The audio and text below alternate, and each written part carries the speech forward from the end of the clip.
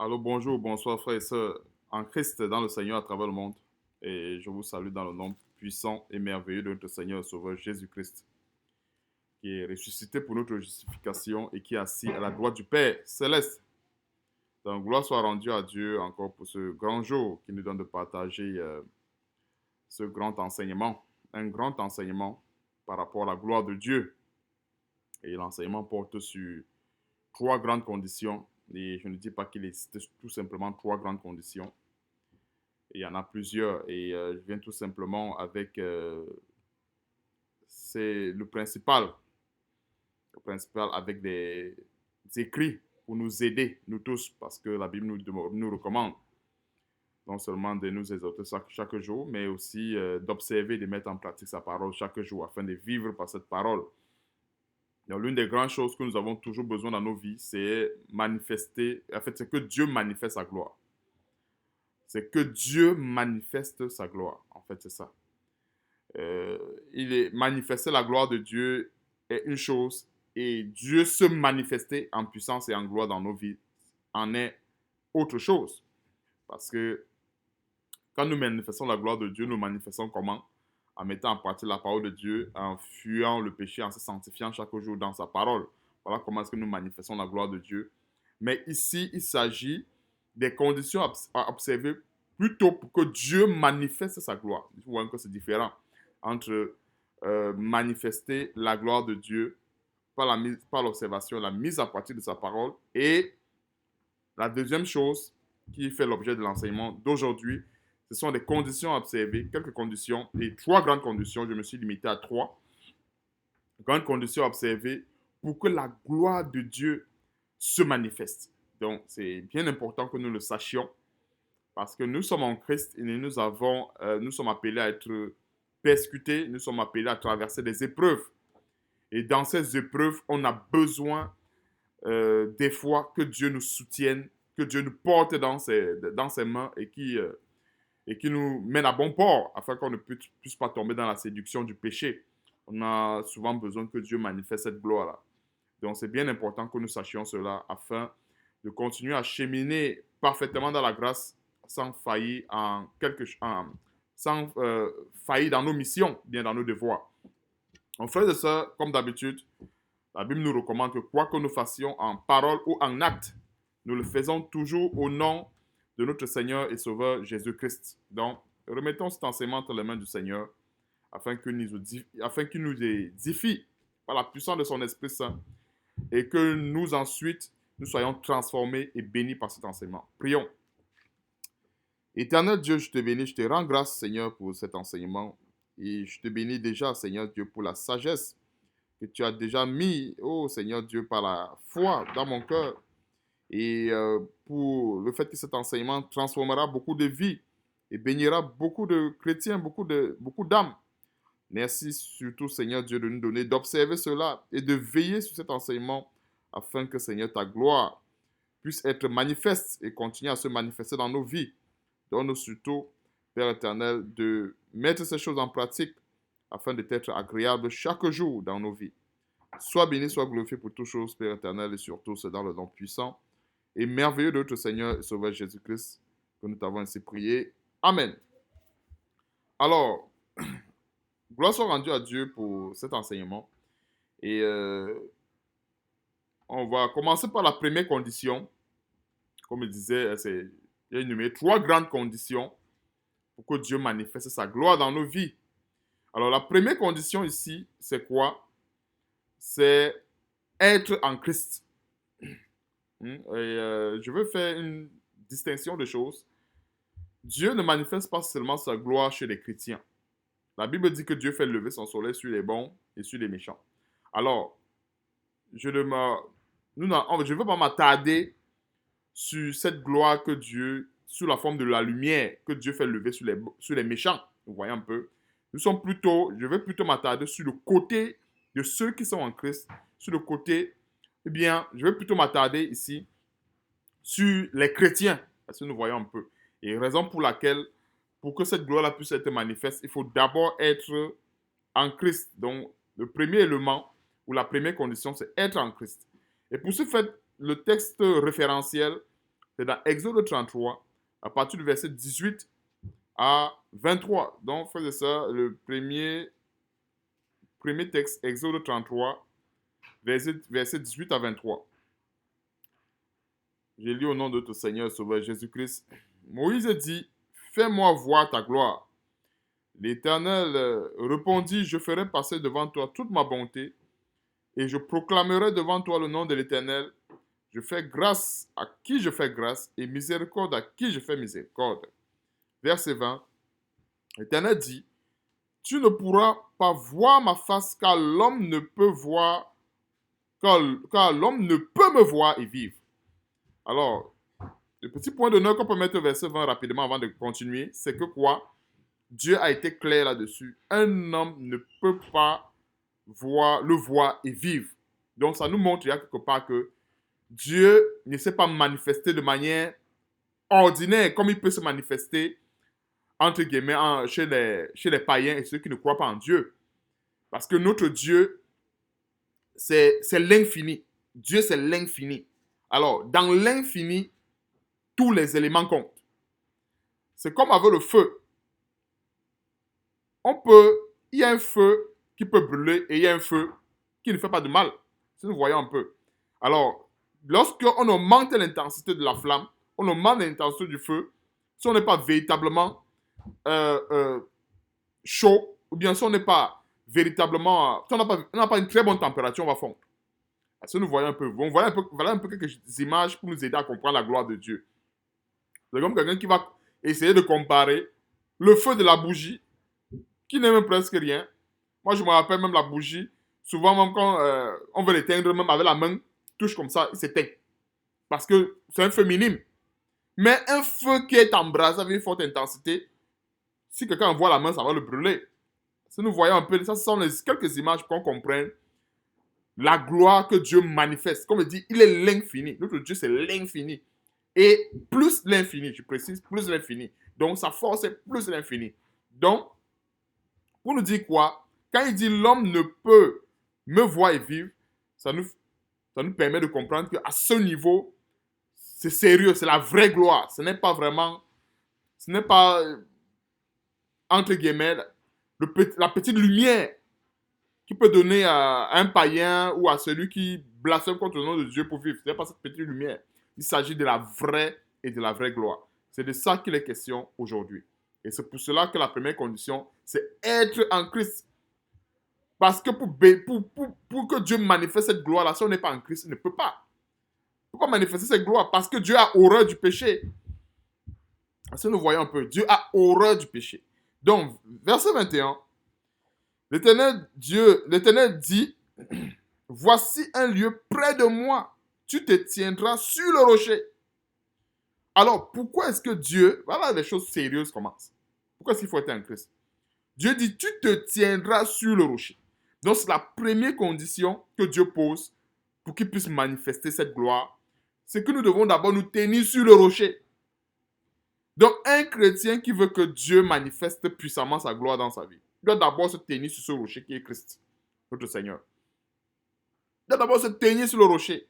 Et ce n'est pas pour rien que par révélation, Étienne avait vu Jésus-Christ assis à la droite de Dieu. Est-ce que nous voyons un peu? Donc, tu te tiendras sur le rocher. C'est la première condition. Quand ma gloire passera, je te mettrai dans un creux du rocher. Je te couvrirai de ma main jusqu'à ce que j'ai passé. Donc, le verset 22 est plus précis encore. Je te mettrai dans un creux du rocher. Alors, dans le creux, on peut comprendre la protection. C'est-à-dire que quand nous sommes enracinés en Christ, quand nous sommes en Jésus-Christ, parce que quand nous voyons le creux, quand nous sommes dans un creux, on est dans le creux. Est-ce que nous voyons un peu? Parce que quand nous voyons le verset 21, il n'y a pas assez de précision. Voici un lieu près de moi, tu te tiendras sur le rocher. Ok. Sur le rocher, il n'y a pas une grande précision. Maintenant, le Seigneur donne l'ultime précision au verset 22, en nous faisant comprendre ceci. Je te mettrai dans un creux. Hein? Il n'est pas nécessaire de chercher à savoir la profondeur du creux. Mais, ce n'était pas vraiment Moïse, il n'était pas question que Moïse reste superficiellement sur le rocher, mais dans le creux. Et c'est aussi également l'image que le Seigneur nous fait comprendre ceci. que nous devons être enracinés en Christ. Tant que les racines n'ont pas poussé dans la parole de Dieu, il y a une gloire que Dieu ne peut pas manifester. Vous voyez un peu, parce qu'en manifestant cette gloire, ça va plutôt nous tuer. Et c'est pour cela qu'il y a lieu de se parfaire pour que Dieu puisse manifester une pareille gloire. Être en Christ, dans le creux du rocher. Il y a une précision, dans un creux. Parce que nous voyons un peu. C'est la même chose quand on veut que quelque chose ne bouge pas. On le met dans un creux, on le sécurise. Parce que nous voyons un peu, on le sécurise dans le creux. Donc voilà un peu les leçons qu'on peut comprendre dans le creux. Mais ce creux-là du rocher, c'est Jésus-Christ.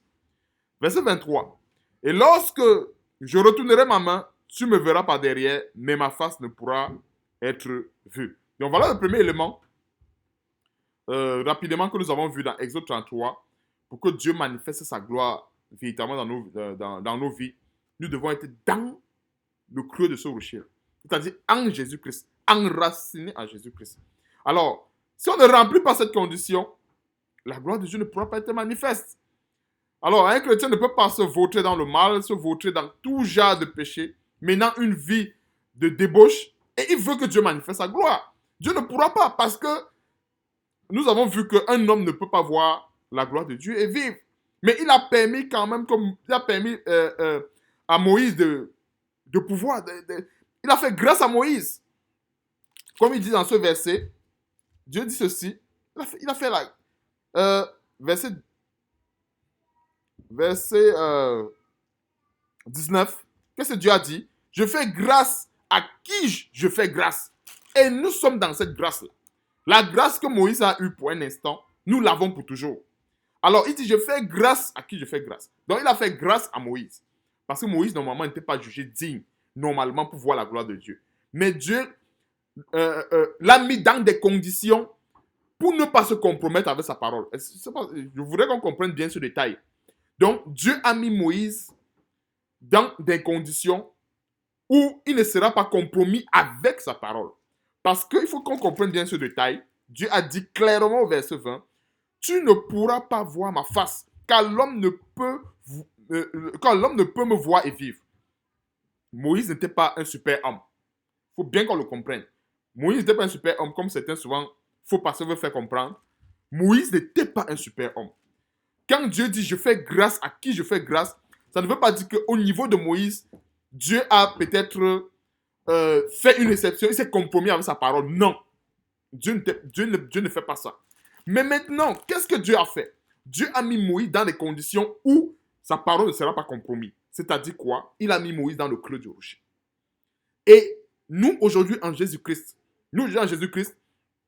étant dans ce creux du rocher, nous avons également la grâce pour que Dieu puisse manifester cette gloire. Est-ce que nous voyons un peu? La seule différence, c'est qu'il a fallu, à un instant précis, que Dieu place Moïse dans cette condition-là particulière pour qu'il manifeste sa gloire. Tandis que nous sommes dans ce creux permanemment. Est-ce que nous voyons un peu la grâce que nous avons aujourd'hui par rapport à l'ère de l'Ancienne Alliance?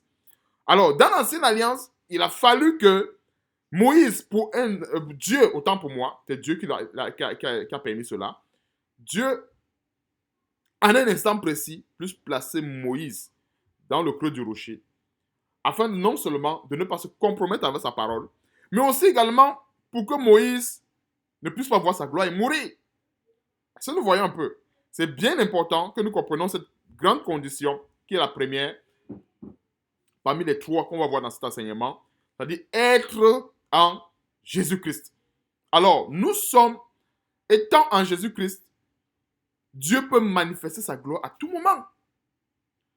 Et retenons ceci, il ne va pas manifester cette gloire en vain. Quand il dit qu'il peut manifester à tout moment, Dieu, il y a des conditions où il manifeste cette gloire. On n'a pas très souvent besoin de le lui rappeler parce qu'il est assez conscient de cela. Je prends des exemples assez simples qu'on va voir plus en profondeur dans les autres conditions. Généralement, dans des épreuves, dans les tribulations, quand on persévère, Dieu finit par manifester sa gloire. Et c'est ça qui fait l'objet de l'introduction des deux autres conditions. C'est-à-dire être, après qu'on soit enraciné en Christ, il y a d'autres conditions aussi également à observer. Donc, raison pour laquelle, frères et sœurs, on va aller dans Jean chapitre 11. J'ai mis un peu de temps là-dessus pour qu'on soit vraiment assez, qu'on comprenne bien cette première condition, Et pourquoi est-ce que Dieu a permis que cela puisse être manifeste au temps de Moïse? Parce que Moïse n'était pas... Dieu, bien sûr qu'il a fait grâce, une grâce particulière à Moïse, mais en même temps, Dieu n'a pas voulu se compromettre avec sa parole. Dieu aurait pu manifester cette gloire sans le mettre dans le creux du rocher. Mais comprenons que notre Dieu a un principe. Il a des règles. Dieu ne pose pas une règle et il la viole. Dieu viole cette règle encore. Non. Il sait pourquoi est-ce qu'il a mis Moïse dans le creux du rocher. Il ne faisait pas cela. Il pourrait même être accusé par Satan. Nous savons que Satan, c'est l'accusateur des frères. Et notre Dieu, c'est le symbole de la justice. C'est le symbole de l'équité. Alors, si Dieu dit qu'un homme ne peut voir sa gloire, ne peut voir, autant pour moi, ne peut me voir et vivre, c'est pareil pour tous les hommes. Même si c'est son serviteur, c'est pareil. Mais alors, il a fallu que Dieu le mette dans des conditions que cela puisse être possible. Et raison pour laquelle il a mis dans le creux de rocher. Et il y a plusieurs d'entre nous, comme moi par le passé, quand j'avais lu ce passage, je n'avais pas compris pourquoi est-ce que le creux du rocher, pourquoi tous ces mystères. Mais ces mystères ne sont pas là pour rien. C'est parce que c'est Jésus-Christ. Dieu est en train de faire comprendre à Moïse qu'il n'y a que Jésus-Christ qui viendra expier non seulement le monde du péché, mais qu'il n'y a que lui, en lui qu'on peut être digne, afin qu'il manifeste sa gloire. Ce n'est qu'en Jésus-Christ que Dieu peut vraiment manifester cette gloire-là. Donc, si on n'est pas en Jésus-Christ, c'est déjà oublié pour cette gloire que Dieu peut manifester dans nos vies. Donc, je crois que j'ai été assez clair pour ce premier point. Jean chapitre 11, deuxième niveau, c'est quoi? Manifester la foi inébranlable. Manifester la foi inébranlable. Pas de manifester la foi inébranlable. Il y a le troisième point qui permettra de comprendre pourquoi est-ce qu'il faut manifester la foi inébranlable. C'est quoi manifester la foi inébranlable? C'est croire sans relâche. Manifester la foi inébranlable, c'est croire sans relâche. Je crois quand l'intensité du feu est à 1. Si l'intensité du feu passe à 3, je dois continuer de croire. Si l'intensité du feu passe à 7, je dois continuer de croire. Ça passe à 12, je dois continuer de croire. Et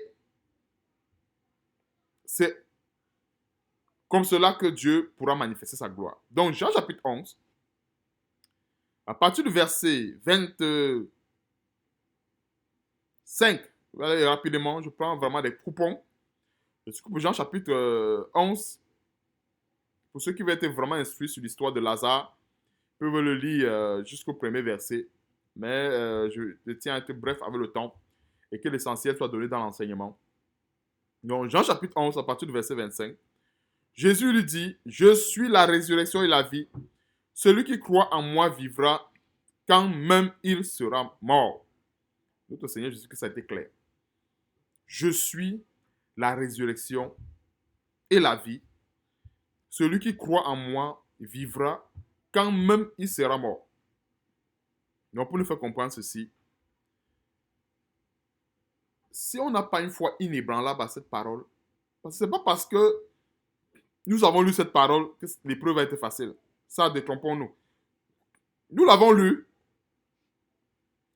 Satan va chauffer la fournaise 7 fois comme au temps de comme le temps de Shadrach, Meshach et Abednego.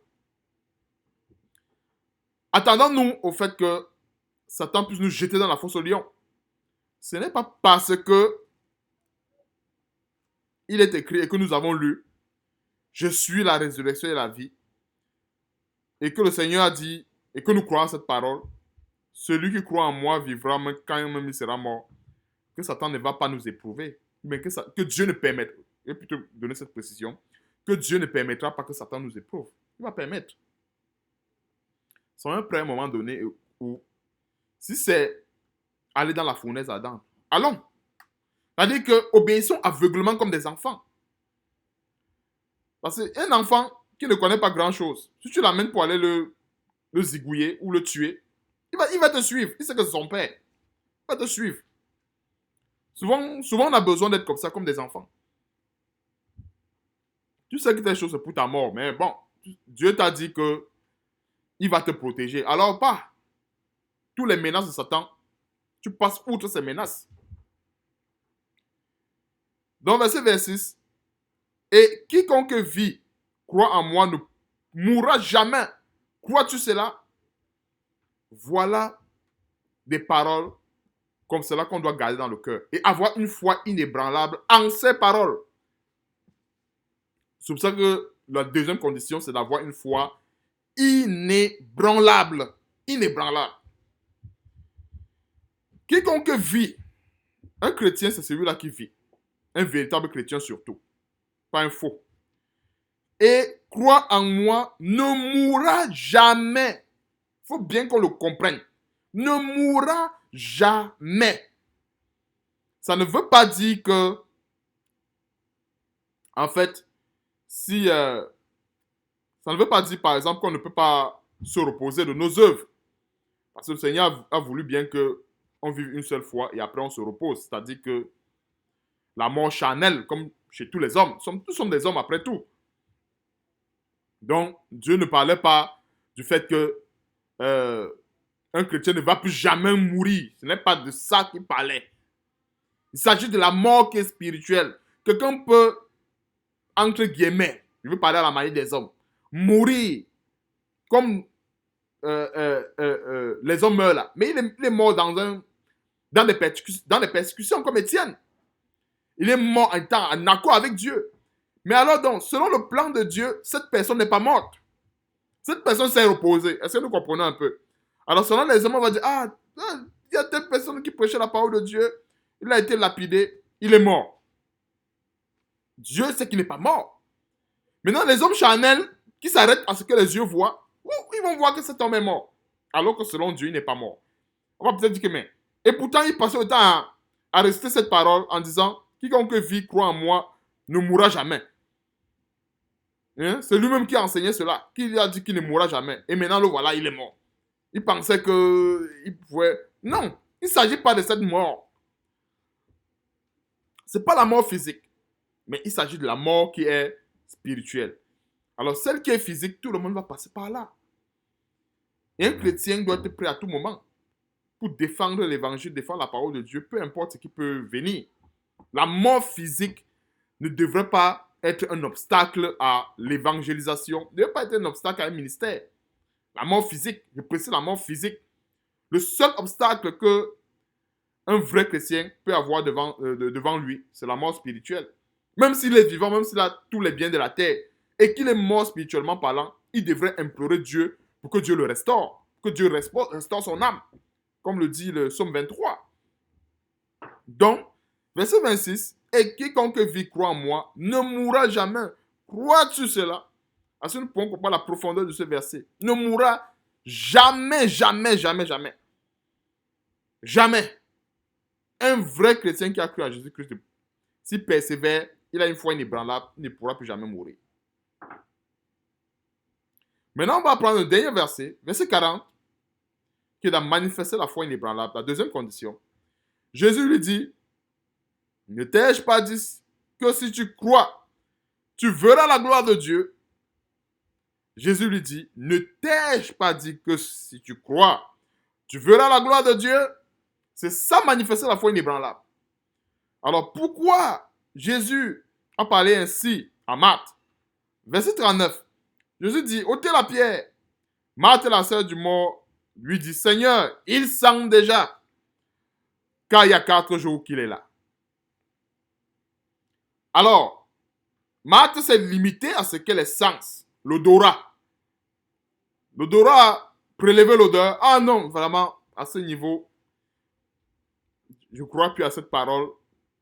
Je ne crois plus au verset 25. Quand Jésus a dit, je suis la résurrection.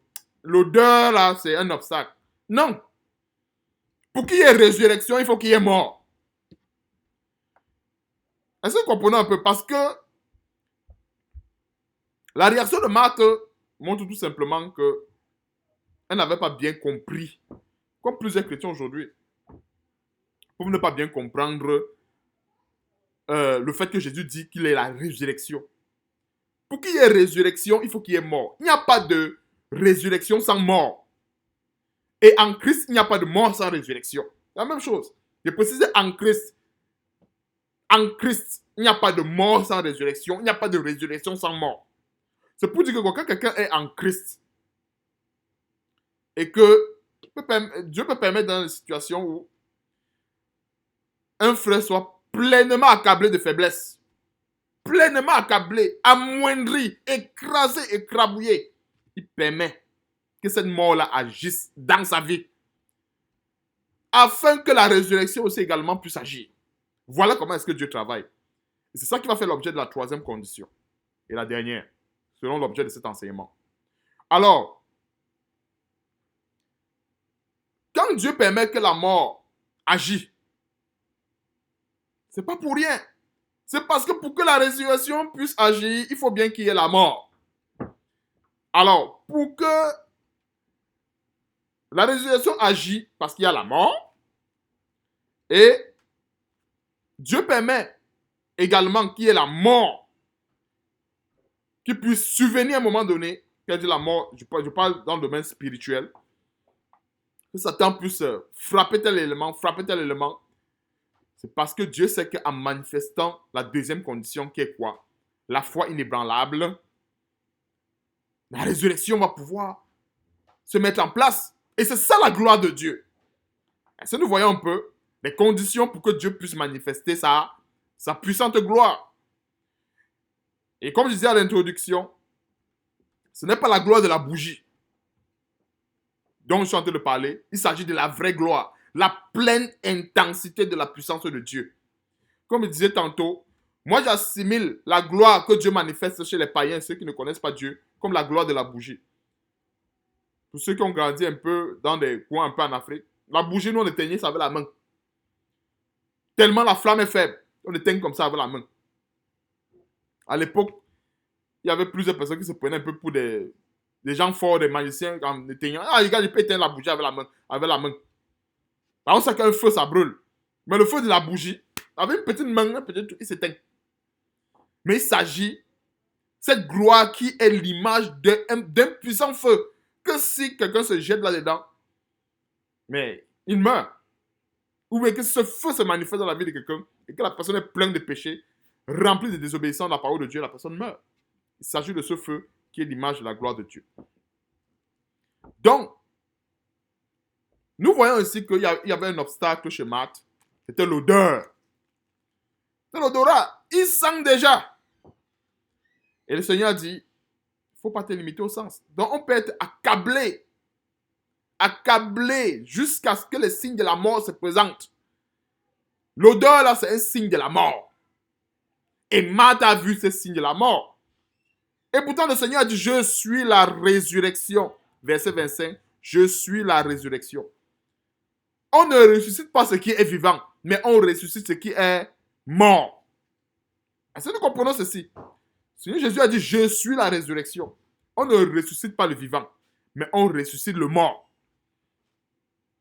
Donc si on commence à vivre des épreuves où c'est la mort qui commence à sentir, ça veut dire que la résurrection n'est plus loin.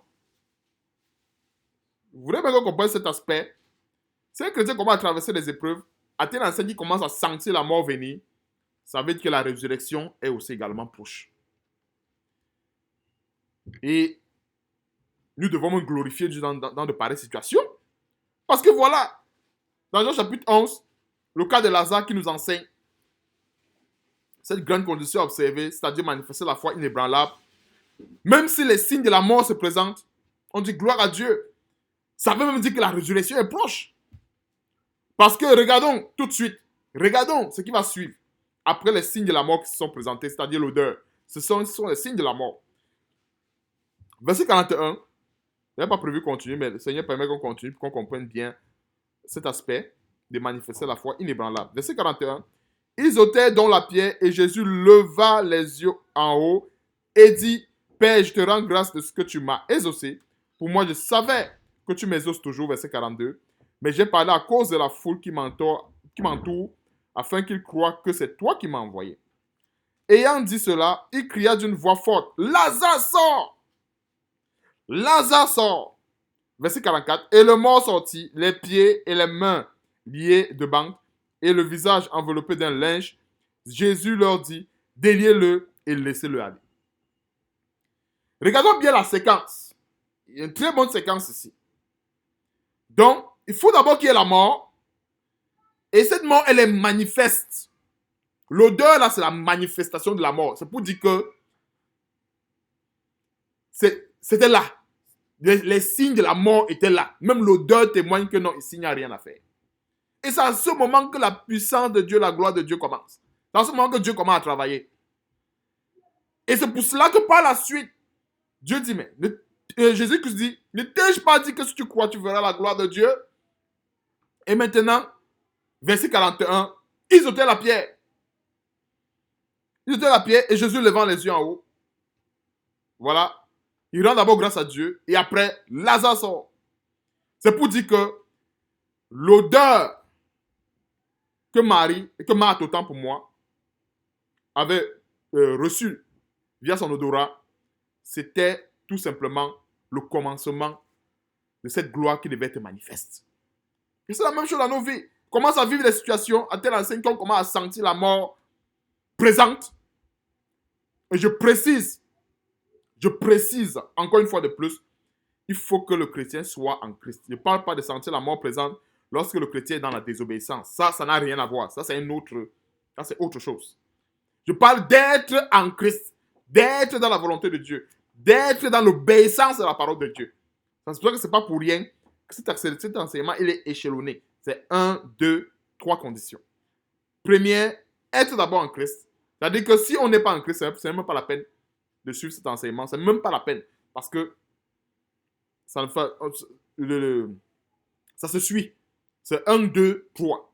Alors, être en Christ. Deuxième, manifester la foi inébranlable, même si les signes de la mort sont présents. Même si les signes de la mort sont présents, ce n'est pas pour nous. Ce n'est pas notre problème. Le Seigneur a dit qu'il est la résurrection et la vie. Or, un principe est clair, il y a résurrection lorsqu'il y a mort. Il n'y a pas résurrection sans mort. On doit se le dire. Et si Dieu permet que, si on est dans sa parole, si on est dans sa volonté, si Dieu permet que la mort intervienne, ça veut dire qu'il a aussi également, ça veut dire que Dieu veut se glorifier. Dieu veut se glorifier et il veut montrer, en fait, nous montrer sa puissance, la puissance de la résurrection. Ce n'est pas pour rien qu'il faut vraiment observer cette étape de manière échelonnée. Et en d'autres termes, c'est-à-dire quoi? Veillez à ce que cela, comme je dis, s'il y a une épreuve dans nos vies, on ne se dise pas que non, vraiment, parce qu'il y a beaucoup de gens qui s'empressent. Il y a telle épreuve, ah non, je souffre comme Job, non. Il faut d'abord regarder ta vie. Est-ce que ce que tu fais, tu n'as pas ouvert une porte? Est-ce que ta vie est propre devant Dieu? Il ne faut pas que quelqu'un suive cet enseignement après, il a une épreuve, il pense que non, c'est Dieu qui veut se manifester. Non. Peut-être certainement tu as ouvert une porte, peut-être avec la colère, une animosité, avec quoi que ce soit, et pourtant, et il faut s'en repentir. Est-ce que nous voyons un peu? Donc c'est pour ça que c'est bien important de prendre cela, comme je dis, étape par étape. La première étape, c'est être en Jésus-Christ. Deuxième étape, manifester la foi inébranlable. Donc, je crois que Dieu a permis qu'on puisse bien comprendre ce détail, à savoir, manifester cette foi. Cette foi ne doit pas être limitée par les sens. Cette foi ne doit pas être limitée par ce que nous voyons, mais cette foi doit tout simplement prendre son appui sur ce qui est écrit. Dernière et troisième condition, regardez comme certain son arrêt de mort. La dernière condition de cet enseignement, regardez comme certain son arrêt de mort. Et c'est quelque chose qui va beaucoup nous édifier, surtout nous chrétiens, nous édifier. À un moment donné, il faut regarder comme certain son arrêt de mort. C'est quoi regarder comme certain son arrêt de mort? À un moment donné, on ne doit pas dire, voilà, c'est-à-dire, il y a des chrétiens qui sont dans les épreuves, ils font tout pour vivre. C'est-à-dire, ils font tout pour garder leur vie. Et pourtant, le Seigneur Jésus-Christ avait été clair. Celui qui va vouloir conserver sa vie la perdra. Mais celui qui la perdra à cause de moi la retrouvera. C'est un principe qui est clair. Donc, si je dois obéir à la parole de Dieu, jusqu'à ce que mort s'en suive, selon, je précise toujours, selon les hommes, selon l'entendement des hommes, je le fais. Je précise bien, si tu dois obéir la parole de Dieu, si tu dois rester dans la foi jusqu'à ce que mort s'en suive. Gloire à Dieu. Je dis Amen, gloire à Dieu, et puis tu pars dans de bonnes conditions.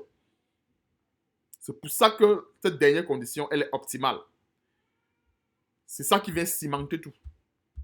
Regardez comme certains son arrêt de mort. On ne devient pas des suicidaires en ce moment. Je ne suis pas en train de dire qu'un chrétien doit aller prendre le javel, aller se tuer. Non, ce n'est pas ce que je suis en train de dire.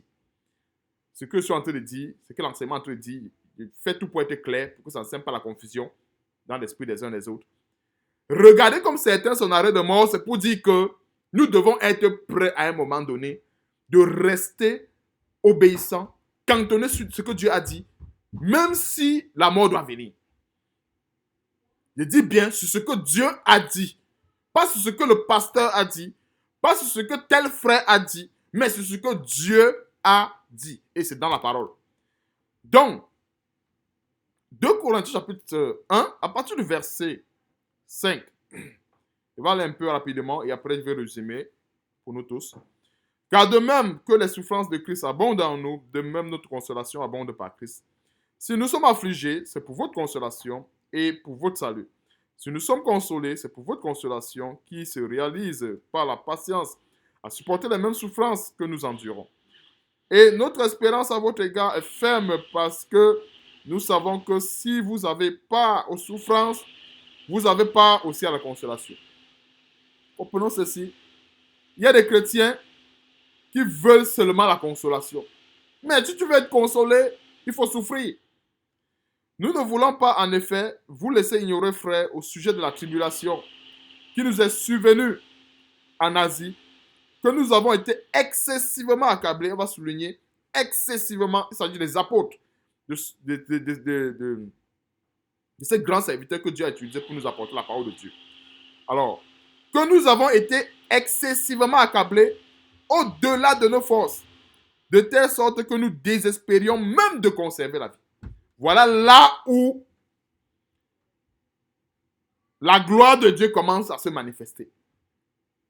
De cette sorte que nous désespérions même de conserver la vie.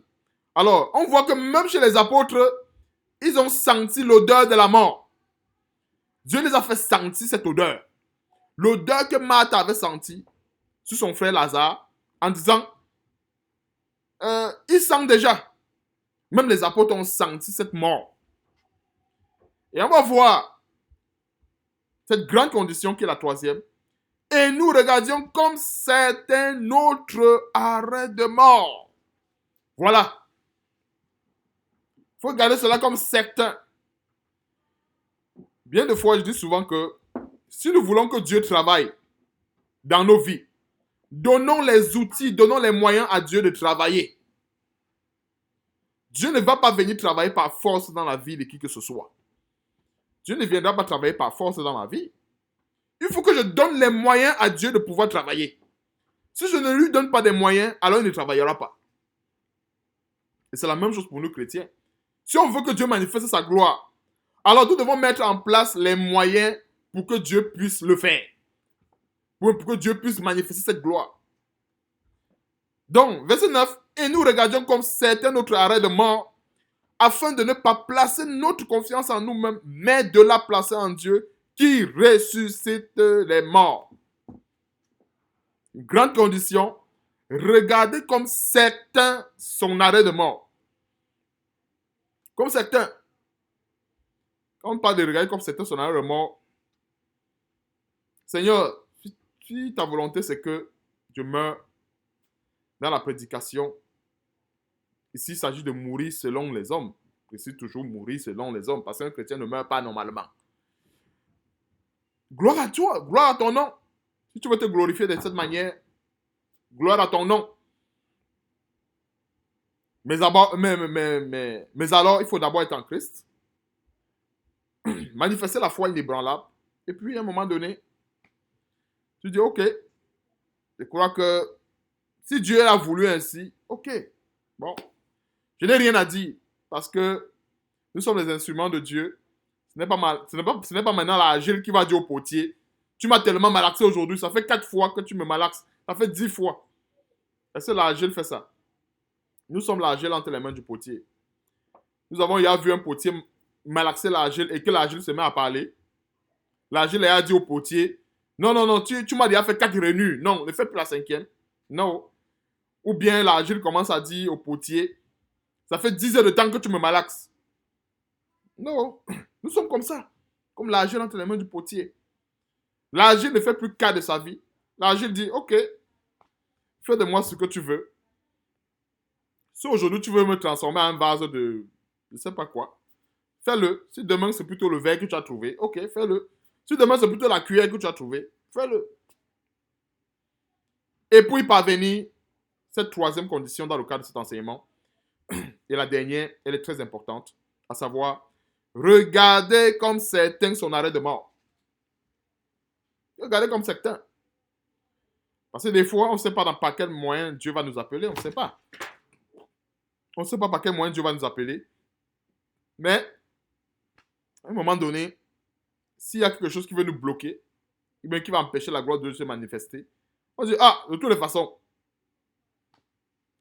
il y a ceux qui m'ont précédé, qui sont morts par la persécution, qui sont morts sciés, torturés, et ainsi de suite. Si Dieu a bien voulu que je quitte cette terre de cette manière en le glorifiant, pourquoi pas? Voilà pourquoi est-ce qu'il faut regarder comme certains son arrêt de mort. Et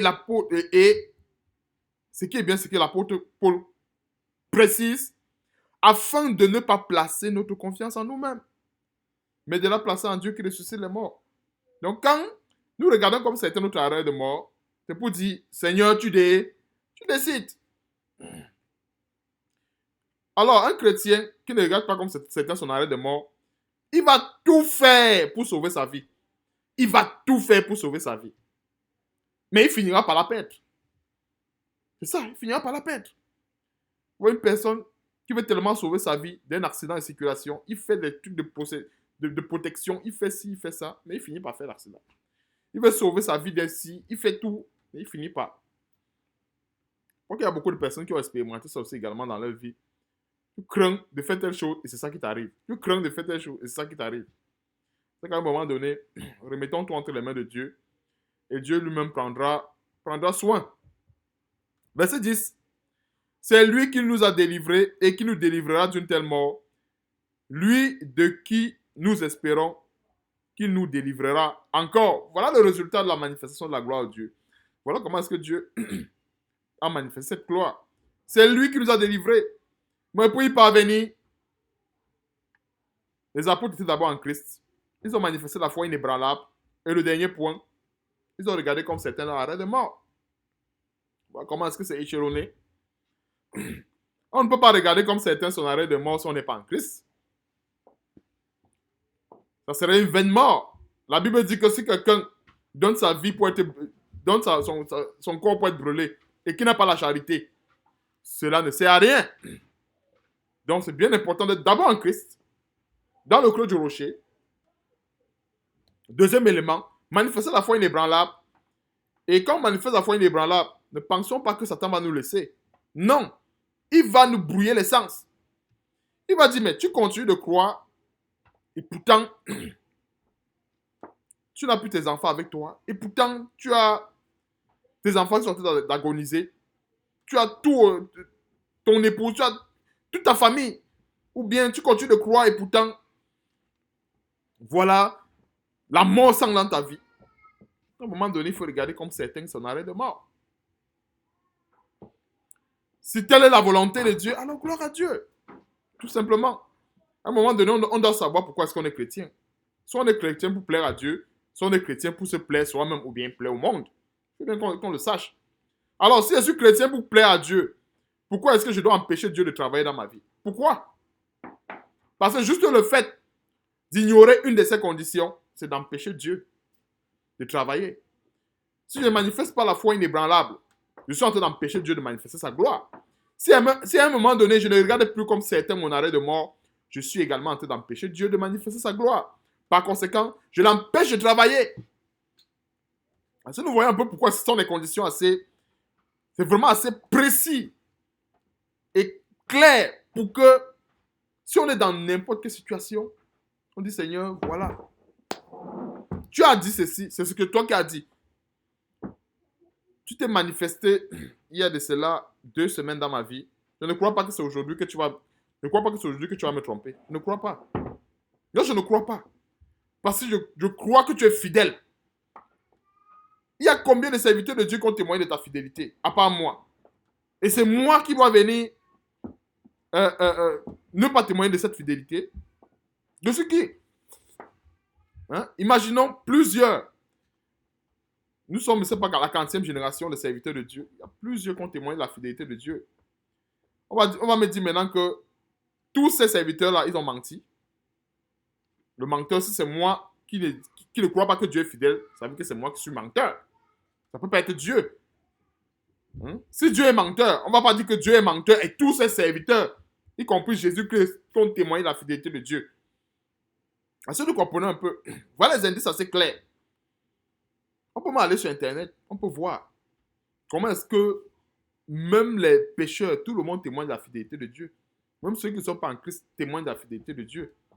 Même comme d'autres le témoignent quand le porte-monnaie est rempli. Même comme d'autres le témoignent parce qu'il y a une situation où Dieu a permis que l'argent entre. D'autres commencent à témoigner la fidélité de Dieu à cause de l'argent.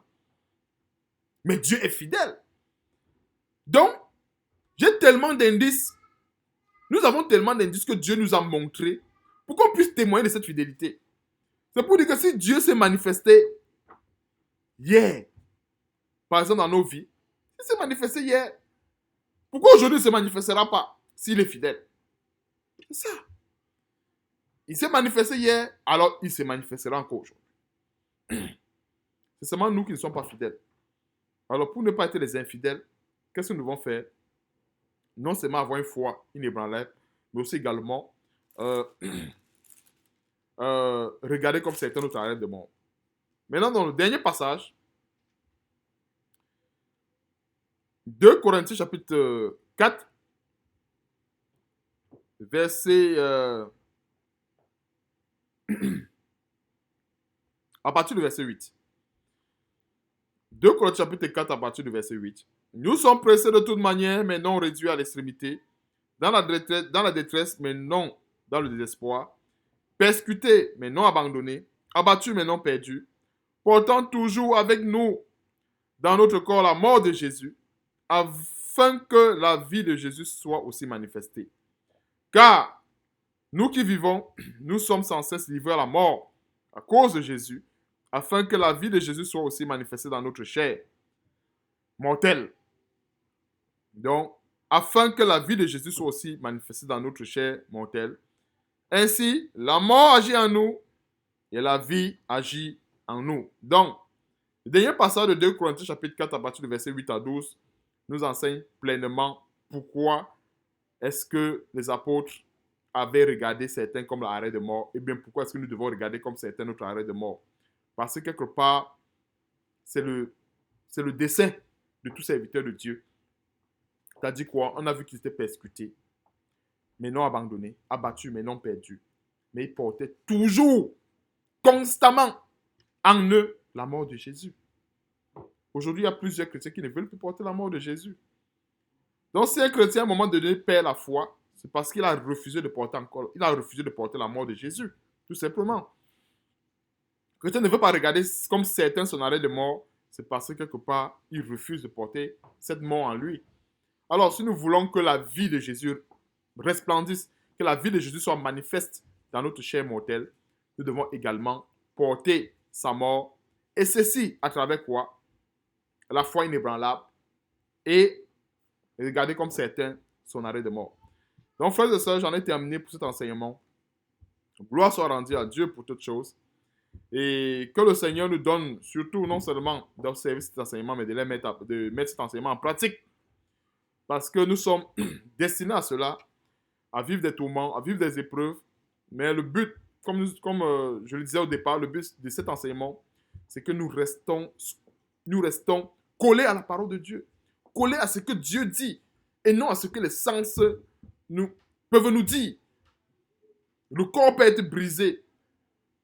Et, on peut sentir l'odeur de mort. Un peu. Mais, qu'est-ce que Dieu a dit? Dieu a dit, par Jésus-Christ, Jésus qui a été clair là-dessus, je suis la résurrection et la vie.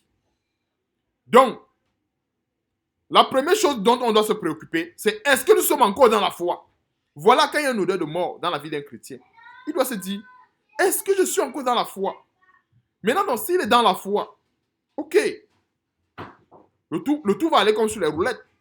Parce qu'un chrétien est en Christ, c'est-à-dire dans le creux du rocher, ça s'enchaîne. Parce que normalement, dans toutes les preuves, le chrétien devait se poser la question de savoir, est-ce que je suis dans le creux du rocher?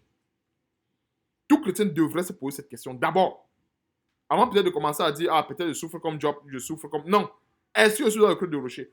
Parce qu'il y a plusieurs qui commencent à souffrir parce qu'ils ne sont même plus dans le creux du rocher. Ils sont liés à l'extérieur. Ils sont dans la séduction. Oh, si je suis dans le creux du rocher, je dois croire à tout ce que le rocher m'a dit dans sa parole. Je dois croire à tout ce que le Seigneur m'a dit dans sa parole. Croire à cela fermement. À un moment donné, si la tribulation augmente, si l'intensité de la tribulation augmente, Seigneur, si tu as décidé ainsi, gloire à ton nom. C'est terminé. J'ai remis tout entre les mains de Dieu. Quand je regarde comme certains mon arrêt de mort, si un chrétien regarde comme certains son arrêt de mort, il n'a plus rien à faire. C'est comme si, en fait, spirituellement parlant, il a pris son dossier, il l'a remis entre les mains de Dieu, il a dit, décide. Mais les chrétiens en général aujourd'hui, ils ont leur dossier de 5 pages, ils prennent la première page, ils donnent à Dieu, ils gardent 4 pages. Ils prennent 2 pages, ils donnent à Dieu, ils gardent 3 pages. Ils prennent 4 pages à Dieu, ils gardent 1 page. Non, pourquoi garder? Si le dossier a 5 pages, il faut prendre toutes les 5 pages et remettre entre les mains de Dieu. Parce que je ne dois pas garder 1 page en disant que non, je dois signer ici. Non, notre vie ne nous appartient plus. Si mon dossier a 100 pages, je prends tout ce dossier, je remets entre les mains de Dieu, il gère. S'il décide maintenant que c'est la mort qui va venir, ok. Moi, ce qui m'intéresse, c'est d'être dans le creux du rocher. Point. D'être dans le creux du rocher. Je suis dans le creux du rocher, ok, c'est bon. Maintenant, si je ne suis pas dans le creux du rocher, je dois tout faire pour être dans le creux du rocher, afin que la gloire de Dieu soit manifeste. Je ne dois pas rester là, dire, commencer à prier, à jeûner. Non. Un chrétien qui prie, qui jeûne, qui perd le sommeil, et il n'est pas dans le creux du rocher, il perd son sommeil en fait. Est-ce que je suis dans le creux du rocher? Si je suis dans le creux du rocher, ok, je dois croire à tout ce qui est écrit. Et même s'il faut regarder comme certains mon arrêt de mort, ok, gloire à Dieu. Donc, que Dieu soit loué, qu'il soit glorifié pour cet enseignement, et vraiment que toute la gloire lui revienne. Et je rends grâce à Dieu pour ces détails qu'il nous a donnés, afin de continuer, ou bien afin de pouvoir manifester une foi inébranlable, et d'être ces témoins de la parole de Dieu, ces serviteurs fidèles, qui sont appelés à porter non seulement ce témoignage de Christ à l'extérieur et même dans le corps de Christ, et qui nous donne surtout d'être des modèles pour tous, et que cette lumière continue de resplendir dans nos vies en toutes choses. Donc, nous allons remettre tout entre les mains de Dieu. Puis, plaise à Dieu, on se verra très prochainement pour une prochaine vidéo, si Dieu le permet. Éternel, je te bénis, je te rends grâce, Seigneur, pour cet enseignement. Je te suis infiniment reconnaissant, Seigneur Dieu, pour tous les messages que tu nous as donnés et pour tout ce que tu as dit ici, que ce soit par ma bouche, afin que quelqu'un puisse être édifié. Donne-nous surtout de mettre cela en pratique, afin de ne point être dans la confusion, mais surtout d'être dans cette foi inébranlable dont tu nous recommandes chaque jour. Donne-nous surtout de manifester ces fruits et de manifester cela abondamment dans nos vies, afin d'être digne d'être appelés tes fils, afin d'être digne d'être appelés tes enfants. Merci Seigneur pour cette disponibilité et pour ce temps. Et surtout que la gloire et l'honneur te reviennent en toutes choses dans nos vies. Et c'est dans le nom puissant et merveilleux de notre Seigneur et Sauveur Jésus-Christ que je t'ai prié. Amen. Bye bye.